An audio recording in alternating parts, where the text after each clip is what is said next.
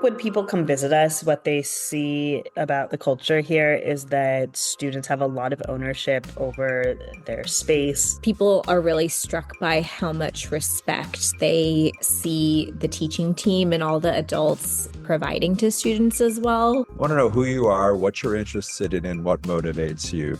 Welcome to the Education Crisis, what it is and how to fix it.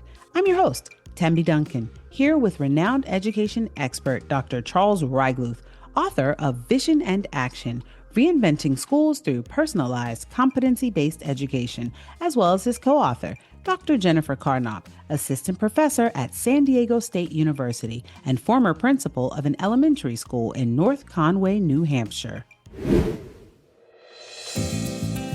Chapter 6, How Does School Culture Need to Change? Dr. Reigeluth, previously in this series, you introduced us to the continuous progress approach, and you talked about many features of a school system that have to change for that to work, including roles and what schools teach. Given all of these shifts, it seems that schools would need to change their entire culture to support this new paradigm. In fact, the changes we've discussed can't be successful without a huge change in school and classroom culture. The hidden curriculum for the industrial age required a culture of top-down control, compliance, assimilation, and competition. In contrast, the hidden curriculum for the digital age, with its focus on knowledge work, requires a culture of empowerment, initiative, responsibility, valuing multiple perspectives, and collaboration, which includes helping one's peers to learn.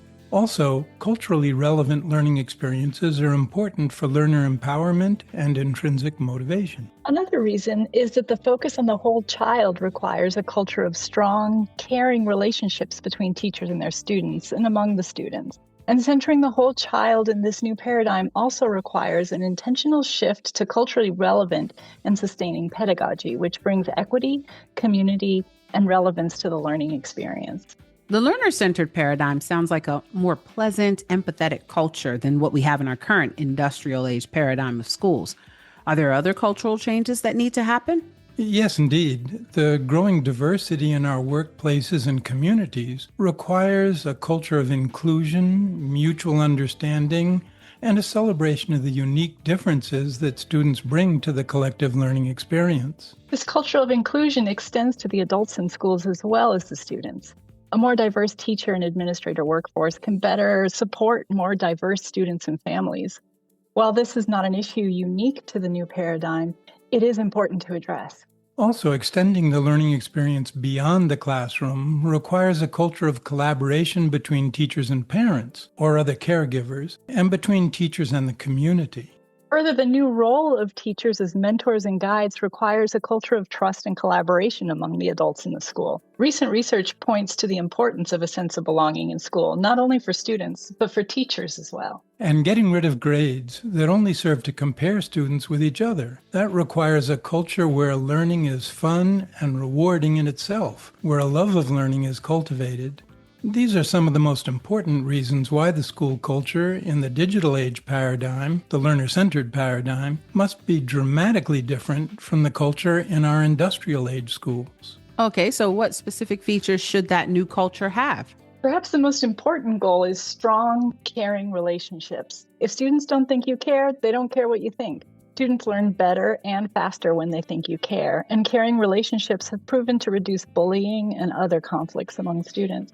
Building strong, caring relationships is greatly helped by having multi-year mentoring and multi-age grouping. Multi-year mentoring means that students stay with the same teacher for a developmental stage of their lives, typically 3 to 4 years, which is the case in Montessori schools with great results. It helps the teacher to get to know each student and their caregivers much better. Multi-age grouping means that each teacher has students that span the developmental stage that they are responsible for, which is also the case in Montessori schools. Multi-age classrooms have the benefit that older students feel responsible to set a good example for the younger ones and feel good about themselves for being able to help or mentor the younger ones. And the younger ones have more mature role models.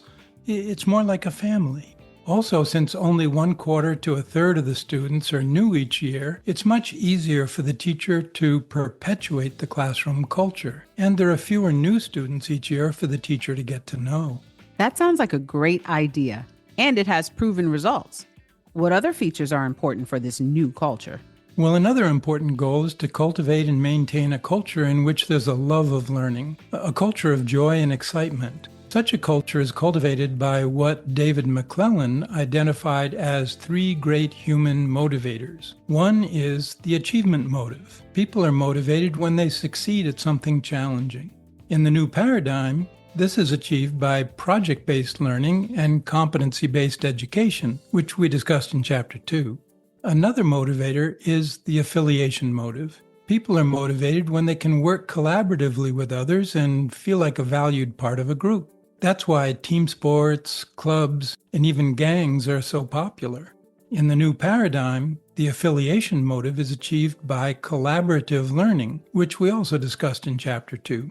Now, the third motivator is the power motive. People are motivated when they feel a sense of control or agency. It's achieved by self-directed learning, where students work on projects they choose and have the autonomy to advance their learning at a pace that suits them, which we also discussed in Chapter 2. Another goal is to prepare students for an increasingly diverse workplace and community. This requires a culture of inclusion, mutual understanding, and acceptance of differences, so students learn to get along with people who are different from themselves. Such a culture is built by having schools and classrooms that reflect the diversity of their community: racial, ethnic, economic, gender, and identity diversity. It's also built by having projects and project teams reflect such diversity. Yet another goal is to foster a culture of collaboration between teachers and parents or other caregivers. Such a culture is facilitated by policies that place an emphasis on the importance of teachers communicating frequently with caregivers, using an approach that works best for the families they serve, ranging from scheduled meetings in the school or in the student's home to phone calls, emails, text messages, and video conferences. In addition to scheduling meetings, an open communication policy is really important, whereby caregivers and the teacher agree to communicate with each other anytime by email or any other means. Teachers have a lot to learn from families about the family situation, history, culture, concerns, and more. And yet another goal is to foster a culture of collaboration between the classroom and the community. It's helpful for the school district or even a large school to have an office of community collaboration with a staffer who reaches out to community organizations that may be interested in collaborating with the school in various ways. In sum, the new paradigm requires a culture that supports students in multiple, more holistic ways. There's the multi-age classroom, multi-year relationship between teacher and student, and there's more authentic communication between teachers and caregivers. These create an environment where students are supported by peers, caring teachers who know them and their family well, and caregivers who, over time, develop a greater sense of trust within the school, facilitating mutual learning so that whole child development is supported.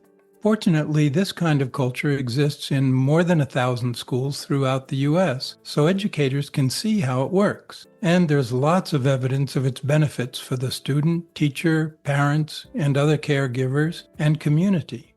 That's true. Let's talk to 2 of those schools. We'll start with Orly Friedman and Nikita Katan from the Redbridge School in San Francisco, California. Orly, how is your school culture and classroom culture different from a traditional school? I think when people come visit us, what they see about the culture here is that students have a lot of ownership over their space and their actions. If you walk into the building, you see kids moving around on their own very purposefully. It's not silent. You hear a buzz, but it's also not too noisy. And it really is very apparent that students have that sense of ownership over their learning space, which is exactly what we're trying to accomplish here. Kids know where to go for resources. They know which teachers to go to for help when. And so I think the culture really reflects our focus on student agency. People are really struck by how much respect they see the teaching team and all the adults providing to students as well. You know, we spend time aligning on this every year as a team before the school year begins, but we really take an approach where we want to build relationships and get to know students as learners and also as people.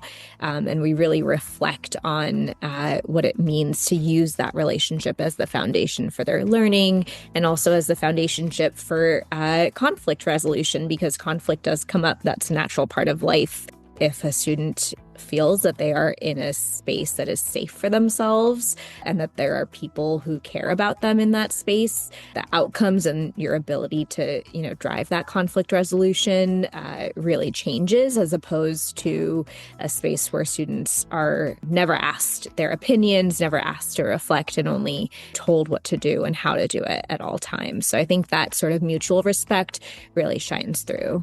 The culture is not one of being ashamed or feeling bad if you're not learning at the same pace as someone else, because we do a lot of lessons around growth mindset. And Kristen in particular has lessons she does about your learning line and everyone being at a different place on your learning line. And because we don't ever talk about grade levels internally, I think we avoid the expectation of you're this age, you should be here, you should be there. And so while I'm sure that kids do have some feelings, the culture overall is very supportive, and it feels pretty natural that everyone is going to be in different classes and getting what they need. And how important are class size and school size to your culture? Well, every year our size has been very different, because when we opened, we had 12 students. And then we had 21, and then we had 30, and next year we'll have 72. And so every year the size it's a completely different school. We have had to make adjustments each year. Having a really small group, having a class with 4 students is great on some levels, because the kids so deeply, exactly what they need. You can tailor instruction to them really perfectly. You mentioned that one of the teacher roles is mentor. Does that mentor stay with the student for more than 1 year? Our learning guides are sort of the student's in-school mentor and advocate, and typically students stay with the same learning guide for, on average, 2 years, and that is so important toward relationship building. And, any teacher knows by the end of the year, you just feel like you've gotten a grasp on who your students are and what makes them tick. So it's really great to be able to have that additional time with them. That must really help for building strong relationships and maintaining your classroom culture. Here's Jim Wortman and Nick Ryan from the Minnesota New Country School. Jim, how is the culture different in your school from a traditional school? Students call me Jim, not Mr. Wortman. I want to know who you are, what you're interested in, and what motivates you. Along the way, when you get here, we really try to focus on saying good morning to every one of our students by their name. From the very moment they walk in, do they look tired? Do they look super energetic? And then I'm trying to tailor their day around that. So if they're looking tired, looking out of it, have you eaten breakfast today? A lot of times, no, I haven't had anything for breakfast yet today. So we're providing you some food. All right. So what do you need to do to get active today? Well, do you need to drink some water? Do you need to get up and do some stretching? Whatever it might be. And so this really what we're striving to do here is create a positive culture, providing a chance for a quote unquote do-over for education for students. And again, it takes time, but you are willing to develop a relationship. You're willing to be flexible. You're willing to make adaptations to their learning plans. Students respond to that. And they have this innate sense that really this person does have my best interests in heart. And so I want to perform. We have a lot of students in our school who recognize that and then want to defend the learning space because they find it to be such they treasure their time here. They treasure the opportunity they've given, and then they defend the culture, and they want to add back and they want to give back then and become leaders and help other students who haven't had a great experience in education until now. Nick, how do relationships fit in with your school culture? A lot of it is building that. I think that trust piece is huge. And I think a lot of our students, I think this is the first place a lot of our students have a positive relationship with an adult. A lot of mistrust when they first come in. That can take a long time to sort of work around and build up upon. So the relationship part is huge. It doesn't happen for a relationship, and that just takes, it's one question at a time, one positive experience at a time. So at Minnesota New Country School, you have advisories rather than classes. Can you talk a little bit about what your average advisory size is, and what's the importance of that with regards to building relationships? Our cap number right now for an advisory is 17 students. 17, I don't know how that number has just become apparent. We've been at this about 30 years, and we've gone over 17, and we just said that was too many. So 17 is the largest size we'll go with. And if you go more than that, a lot of kids get shortchanged. You just don't have enough time to do the work you need to do with them in order to make it meaningful. To what extent do you address diversity and inclusion? So the inclusion kind of oftentimes seems to come automatically, and our students typically get pretty defensive if somebody's behaving in a way that's not inclusive towards others. We definitely put a focus on teaching those skills. I think it comes organically in a small community. We also have students who are transferring in from other environments that they've been in where they dealt with bullying, they've dealt with exclusion, and they come here and they feel that sense of inclusion, acceptance of beliefs, acceptance of race, acceptance of sexual orientation, and they just aren't going to allow bullying to happen. What is the role that families play in your culture? We don't want families to feel like we're not accessible to them coming here. So as advisors, we're making sure that so as often as we can communicate with our families, the stronger their kids will be. And how does the community play a role in your culture? It's a really big part of our culture as far as getting out into it. The way to demystify what we're doing is to be involved with the community. So we really try to do that service learning component and B, experiential education. We are out every Friday doing field trips, doing community components, and our students learn to behave in the community. So if we want to create future citizens, we have to treat the communities that we live in as learning labs. And it's an important, but it's also been a long, kind of never-ending struggle. We're when you're a very non-traditional organization in a rural small town. So yeah, we kind of look for those opportunities as much as we can for learning and for just kind of maintaining positive relationships with the surrounding community. So what stands out from both Minnesota New Country School and Redbridge School is how much culture and community matter. Whether it's greeting each student by name, making space for families, or building trust through small advisories, these schools are showing that relationships are at the heart of learning. And when students feel included, supported, and seen, they rise to the occasion as learners and as leaders.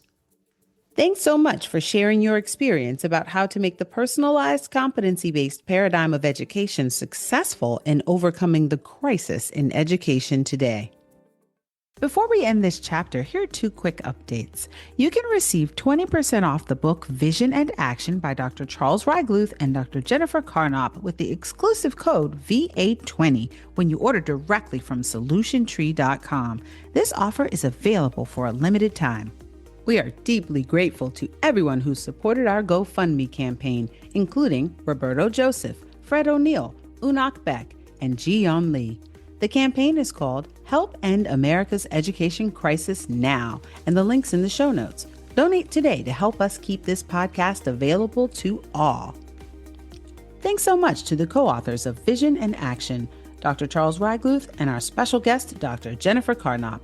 Thanks also to our guests from the Redbridge School, Orly Friedman and Nikita Katan, and from the Minnesota New Country School, Dee Thomas, Jim Wortman, and Nick Ryan.